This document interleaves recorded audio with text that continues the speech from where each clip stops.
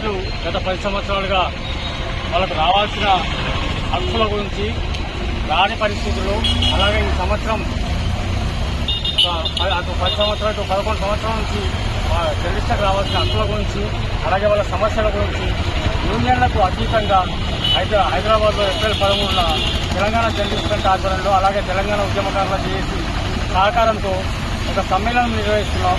ఆ క్రమంలో భాగంగా రాష్ట్రం మొత్తం తిరుగుతూ ఈ సూర్యాపేట జిల్లా కేంద్రంలో ఈ పోస్టర్ ఆవిష్కరణ జరుపుతున్నాం. ఇక్కడ ఉన్నటువంటి జర్నలిస్ట్ మిత్రులందరూ కూడా, అలాగే ప్రజా సంఘాలకు కూడా మా విజ్ఞప్తి ఏంటంటే, ఇప్పటిదాకా మనకు రాని అంశాలు, మనం అందుకోలేని అంశాలు ఏవైతున్నాయో వాటన్ని గురించి ప్రధానంగా జర్నలిస్ట్ అంశంలో చర్చించుకోవడానికి ప్రతి ఒక్కరికి అక్కడికి రావాలని విజ్ఞప్తి చేస్తున్నాం. ఒక షోయబుల్లా కాదు, ఒక గులాం రబ్బుల్లా వాళ్ళ వారసత్వం ఉన్నది.